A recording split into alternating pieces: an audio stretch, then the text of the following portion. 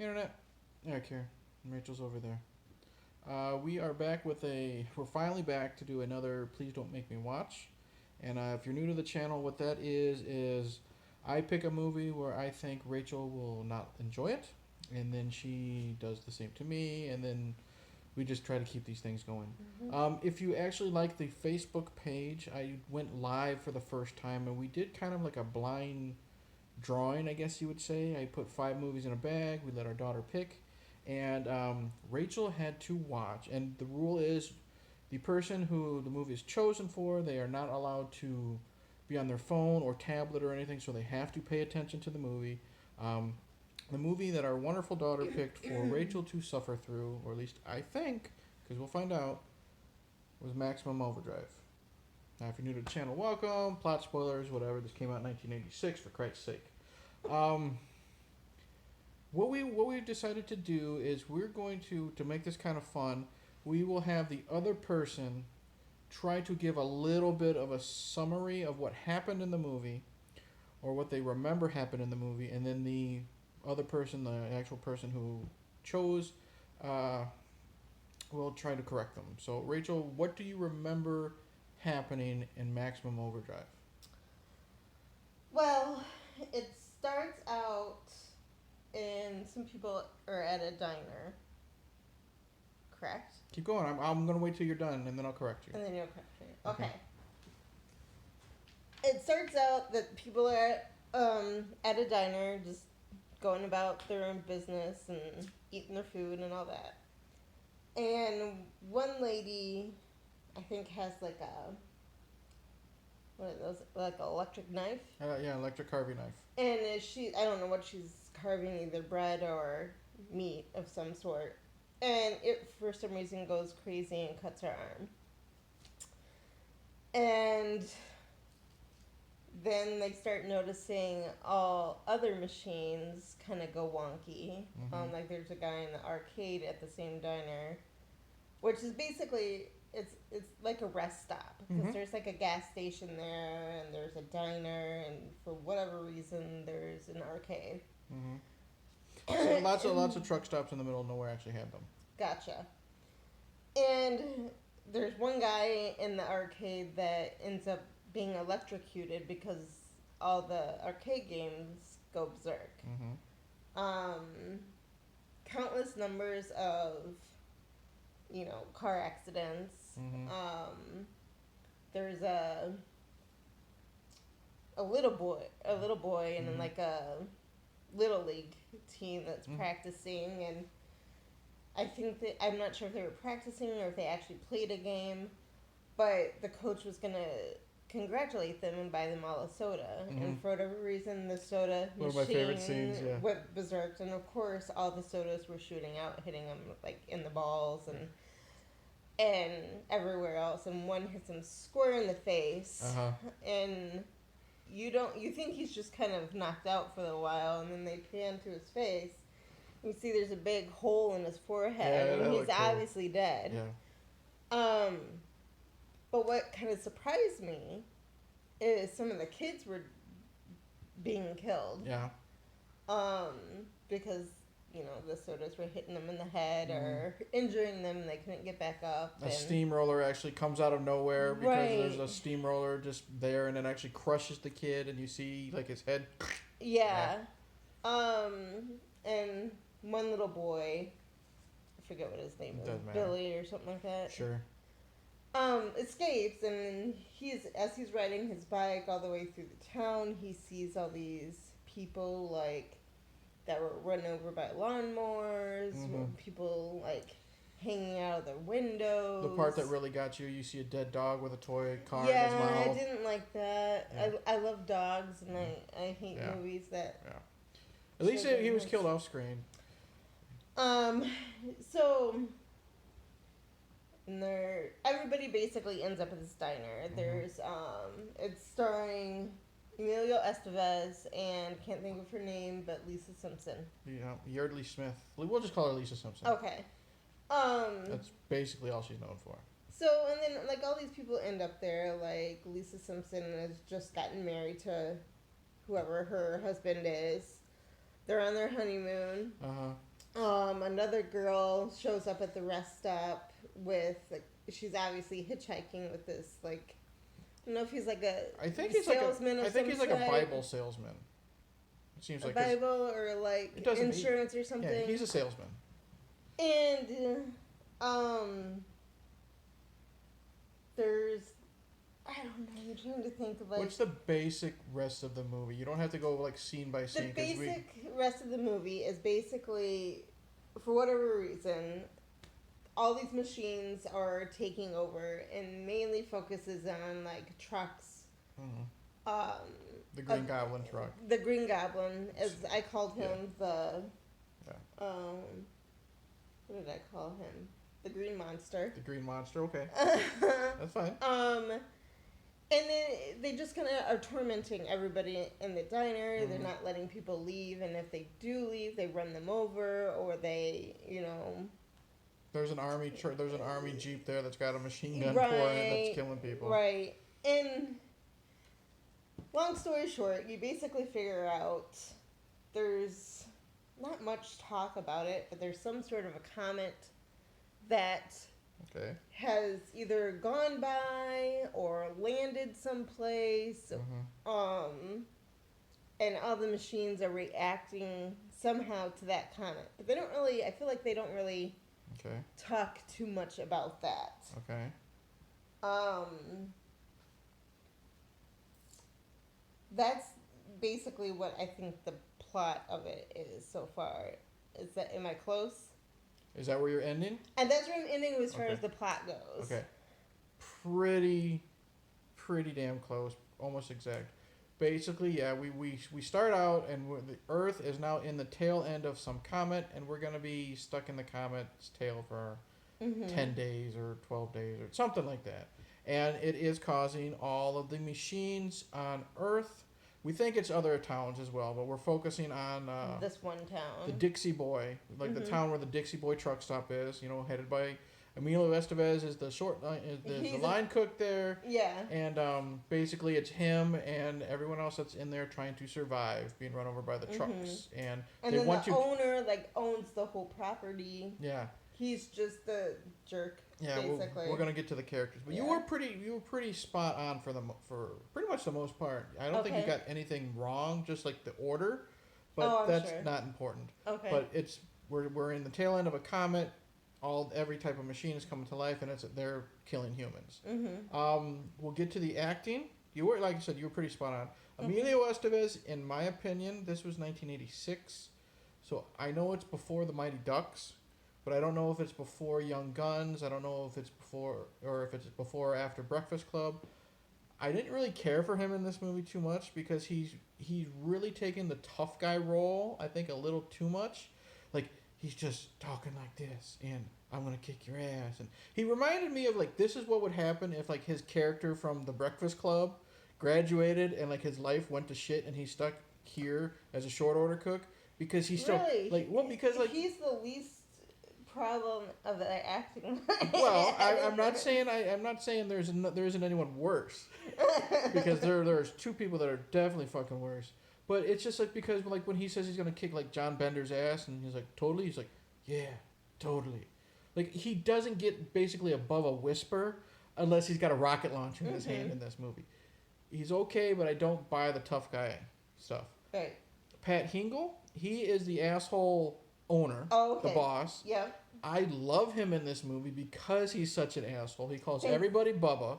He has an arsenal in the diner because why not? In the basement, yeah. I told you he is Commissioner Gordon in the original Batman movies, and he does more in this movie than he does in all 4 fucking Batman movies. I like him. We get to see him with rocket launchers and stuff, so he's really good at being an asshole. Yeah, my note on him was, thinks he's a big shot, but he's really a jerk. Yep. The other characters, other than the ones we're going to talk about because we hated them, the only other character worth mentioning, I mean, there's side characters, there's the black guy who was in Silence of the Lambs. He was Barney. He was the guy that led Jodie Foster down to talk to Hannibal Lecter. He was fine. He was the truck driver that originally brought the Green Goblin truck there. He was fine. I really liked the kid. He usually little kid? the little kid, Okay. the little leaguer. I normally hate kid actors. I thought he was pretty damn good. Hmm. Um, Considering that he did a majority of the movie and his parts of it by himself. yeah, by himself because after after the little league team is killed, and he lots of times he is off screen. He's riding his bike downtown, like you mentioned, where he sees all the dead bodies. I love when he's going down the street and behind him all the sprinklers are just turning on, and it's really creepy. Right. Um, And then he's by the sewer. yeah, For he's most by of a it, sewer too. drain, and the only other characters worth mentioning, like the girl, the hitchhiker girl, she's just there to fuck Emilio Yeah. Estevez. No one cares about her.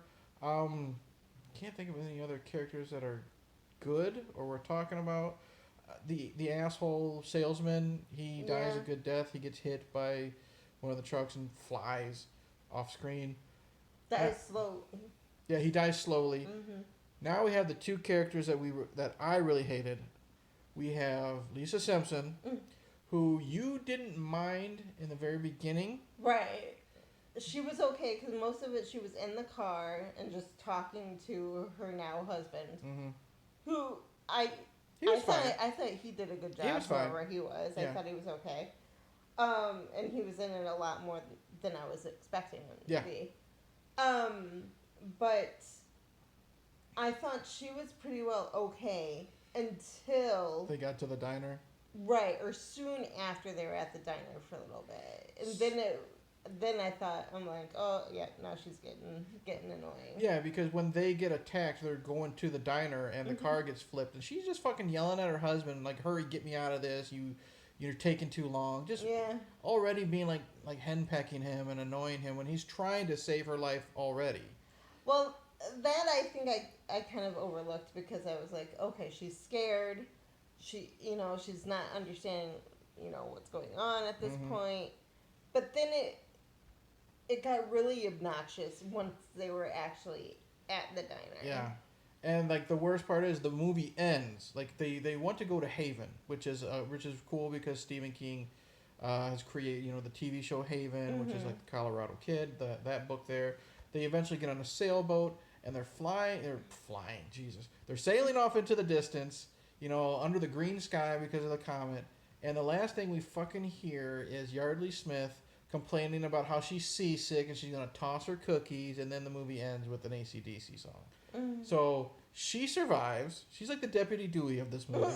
She survives. I wanted her to die, and she's the last thing we hear. So I hated her, and the other person I really hated was the waitress. Yeah. Like you jumped. You didn't expect when she got hit with the electric carving knife. Right. And that was a really cool jump scare because of the noise. And it was at the very beginning. It's at the very beginning. The gore isn't too bad, but there's blood everywhere. And she's fine up until she starts to lose her mind, and she says, we made them. They shouldn't be doing this to us. And then she goes outside, she screams, "We made you," and off the top of her lungs. It's over the top, and then it happens twice. Right. Because they first time they pull her back in, and they Yeah. say, "Calm down, Gladys." I don't know what her name is. Yeah, we'll just call her Gladys. That actress was so over the top and annoying. And then when she did it again, the army jeep is out there and it blows her away with the machine gun. Right. I literally cheered when that happened because I said finally. But other than that, the acting I don't think is, other than those two characters, the acting is fine to good. Like I said, I didn't hate Emilio. I just thought I didn't buy the tough guy thing. There was no charisma. Like, watch him in Young Guns as Billy the Kid. He's really cool as a bad guy. He's really charismatic. So overall, the acting is fine. I liked Stephen King's little cameo in the beginning. He was the guy that's getting called an asshole at the ATM. It said "F you" Yeah. at the top. And this is his only movie he's directed. He hasn't directed one since because he knows how bad it was and he's kind of embarrassed by it. And he was also so high on cocaine that he doesn't remember directing it. His cameo was fun. I don't hate this movie. A lot of people do. I love the soundtrack because it's basically nothing but AC/DC. The action is really good. I really enjoyed. And you sounded like you were really getting into the the accident on like the bridge that raises up. Yeah, because I thought that was pretty. That was near the beginning. Yeah, that was in the right? very beginning. Yeah. And like the watermelon smashing and the cars smashing into each other, and it is kind of cheesy how just the people falling into the water and screaming in slow motion. That was kind of like stupid. the one guy that like was on a motorcycle and he just kind of slid off. Yeah. And you kind of hear him in the background go like, "Help me!" Yeah. But it's like it was in a comedic type place, like. Wee! Yeah. The gore in this isn't like too bad. This is kind of tame for a Stephen King horror movie when it comes to gore, but we do get blood splatters when eventually the Green Goblin face is covered in red by hitting so many people. We do have like the girl gets cut up by the carving knife, and then she gets shot to hell in a really cool effect. Pat Hingle, the asshole owner, he gets shot up, but that looks pretty bad. There isn't really a lot of deaths in this movie. I expected a lot more. I did feel like there wasn't. I felt like for some odd reason, people just kept morphing into the diner. Like I feel like several people would leave, and they would get killed, and then you'd look back and there'd be like all of a sudden more people. More background character. Right. Yeah. I did notice that, and I got one scene when they're all like at the window. Mm-hmm. And they're trying to figure out what to do. Yeah. I was like, whoa, where did all those people come from? Like, they weren't there before. They just... And you think it's there for a body count, and it's not. Because, like, 80% of the people in the diner get on the little sailboat and sail away. Right. Of course, you have to have that stupid trope where everyone's almost, going to escape, and then the one dumbass sees a dead body with a ring, so he's going to take the ring off of the lady's finger, and then Green Goblin runs him over. Yeah. Then I think it's just so Emilio Estevez can have his hero his hero moment and shoot Green Goblin with a rocket launcher. Right. The explosions in this look really cool when the diner blows up and Green Goblin blows up. All the wrecks in this are really good. I have a lot of fun with the soundtrack. There isn't that much I like the scene where they're honking their horns and okay, I have something about that coming up. They're honking their horns, and of course the little leaguer, he was also in Boy Scouts. He knows it's Morse code, and he's able to decipher. And what he wants what the trucks want. The trucks want is they want to be refueled. So we just have, I think what it is just padding to make the movie longer. We have this really long montage of everybody filling up the gas tanks and everything in the hot sun, and they're getting exhausted. I think it was just another excuse to throw in an AC/DC song, which is fine because it was Hell's Bells, one of my favorite ones. Which is where I gotta come in. Because this is probably like the third day that they're there. Yeah. The trucks have been circling around the diner for 3 days before that. Why all of a sudden, if they just wanted the fuel...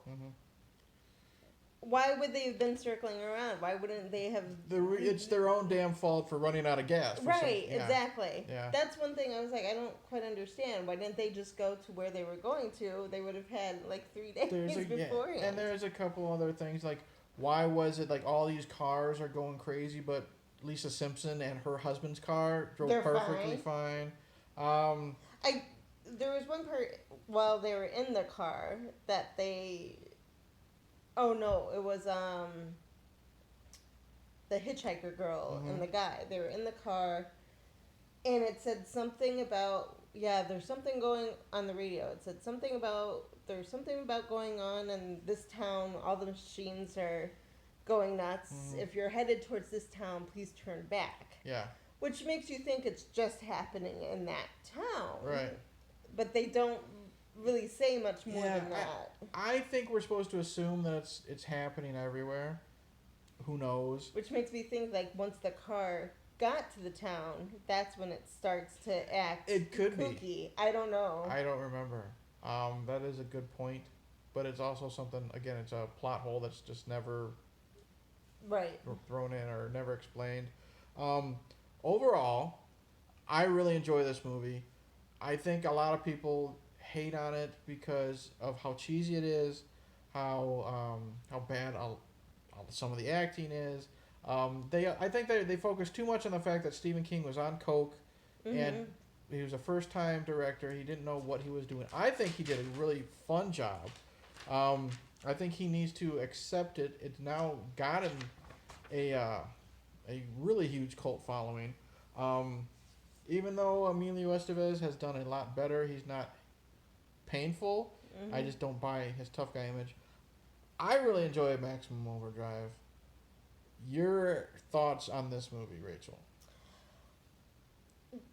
Going into it, what did you think? And then afterwards, what would you think? Going into it, I was like, oh, this is going to be something, you know? Yeah. But I really didn't mind it that much. Okay. Damn. It's been the best of the ones that I've already had to watch. Oh, wow. Wow. I mean, compared to so Teenage Mutant Ninja Turtles 3. Troll 2. And Troll 2. This is Cannibal the best. And Cannibal the Music. Right. This is probably the best one. Wow. Well, then I guess I don't have to ask you, because how we end these videos are we're going to, we say what the worst video is we've watched so far. The worst video on Rachel's list that I've made her watch was Teenage Mutant Ninja Turtles 3. You basically have figured it out. Rachel enjoyed this movie enough to say it is not worse than Ninja Turtles 3. No. Ninja Turtles 3 is still the worst on her list. So I highly recommend this one. It's a lot of cheesy fun. It's the best of the bunch that Rachel's watched so far, so at least it's better than Troll 2. That's it. Thanks for watching. Like, subscribe, all that crap.